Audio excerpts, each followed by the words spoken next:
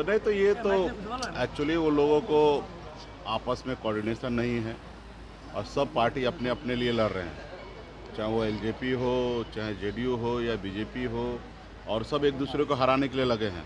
अब देखिए ना किस तरीके से उपेंद्र कुशवाहा जी को काराकाट में लोगों ने फंसा दिया। पवन सिंह जो वहाँ चुनाव लड़ रहे हैं वो अपने मन से थोड़े लड़ रहे हैं, भारतीय जनता पार्टी के द्वारा उनको लड़ाया जा रहा है। वो भारतीय जनता पार्टी का जग जाहिर है कि उनके टॉप लेवल पे जितने भी नेता हैं उनके डायरेक्ट संपर्क में है। उनको तो जो है इंडिया गठबंधन से भी चुनाव लड़ने का ऑफर था, लेकिन पता चला कि नहीं सामने भाजपा है तो नहीं लड़ा। पता चला कि सामने भाजपा है तो नहीं लड़ा। बोला कि अगर जेडीयू रहता तो हम लड़ते या एलजेपी रहता तो लड़ते, लेकिन भाजपा है करके नहीं लड़े। यानी कि भारतीय जनता पार्टी से जो व्यक्ति इतना डरे वो कैसे वहाँ पे चुनाव लड़ेंगे उपेंद्र कुशवाहा जी को हराने के लिए। तो आपस में वो लोगों का तालमेल नहीं है और ये तो होना ही है।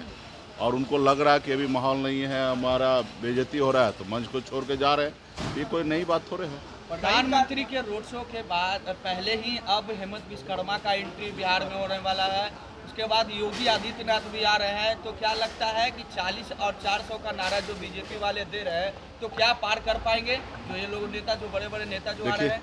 आप भी 400 बोलते बोलते हंसने लगे, तो हंसी का बात है। देखिए बिहार आए, सबका स्वागत है, बिहार आइए, बिहार में घूमिए। मेरा एक ही आग्रह है कि सिर्फ चुनाव के समय नहीं, बाकी समय में भी आए, बिहार के लिए सोचिए, बिहारी के लिए सोचिए, बिहार के युवा के लिए सोचिए, बिहार के किसान के लिए सोचिए। सिर्फ चुनाव के टाइम में सिर्फ उन्माद फैलाने के लिए आ रहे हैं तो ये सही नहीं है। आपके लिए ये सब चीज़ करने के लिए 365 दिन है और सभी ने आपका नौटंकी देखा है कि किस तरीके से धर्म के ऊपर आप राजनीति करते हैं, ये सभी ने देखा है। आप अपने आप को हिंदू सनातन कहते हैं, गौ माता का रक्षक कहते हैं, और वही बीफ कंपनी से 250 करोड़ रुपया का चंदा ले लेते हैं ताकि वो बीफ कंपनी वाला और ज़्यादा से ज़्यादा पशु को कत्लेआम करे और आपको ज़्यादा से ज़्यादा मुनाफा आपको पहुंचाए। तो ये सिर्फ चुनाव में ये लोग ढोंग कर रहा है, ना इनको विकास से मतलब है ना विरासत से मतलब है। सिर्फ ये नौटंकी कर रहे, ढोंग कर रहे। बड़े बड़े पोस्टर पर लिखा है कि विरासत भी रहेगा, विकास भी रहेगा। अरे ना विकास है ना विरासत है, सब ढोंग है। आपको सिर्फ सत्ता में रहना है, गरीब पिछड़ा दलित को अधिकार को खाना है, भी सिर्फ यही भारतीय जनता पार्टी का मूल मंत्र है। कभी भी भारतीय जनता पार्टी या उनके पीछे में जो पर्दे के पीछे आरएसएस है, जो भारतीय जनता पार्टी को मदद करके इस मुकाम तक लाए, कभी आरएसएस का सोच ही नहीं है कि गरीब पिछड़ा दलित आगे बढ़े।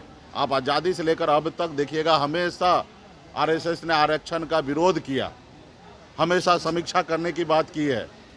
मंडल बनाम कमंडल उन्होंने चालू किया।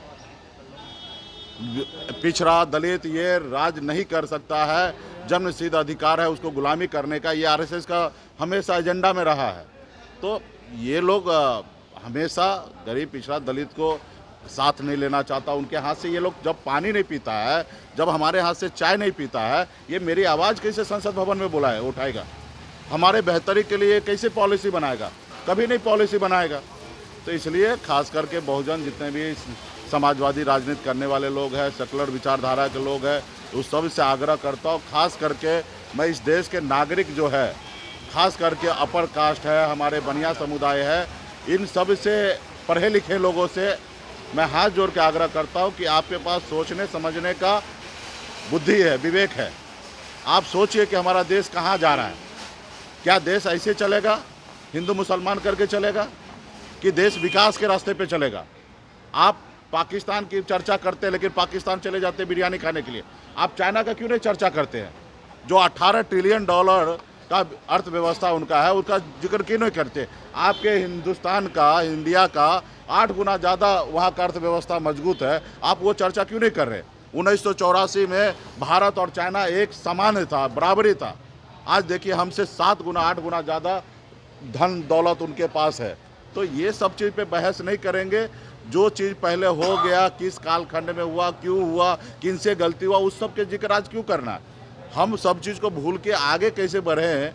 हम चाइना को देखें, अमेरिका को देखें, लंदन को देखें, उनसे सीख ले, हम आगे बढ़े। अब हमारे पूर्वज क्या किए, नहीं किए, किस परिस्थिति में किए, कैसे किए, अब उनके बारे में ज़्यादा नहीं सोचना है। हमें आज के समय में क्या करना चाहिए उस रास्ते पे चलना है। तो ये लोगों का ढोंग है और ये ढोंग जनता के बीच में आ गया, युवा के बीच में आ गया, सभी लोग जानने लगे। अभी कोई इनके साथ नहीं है। बहुत बहुत धन्यवाद।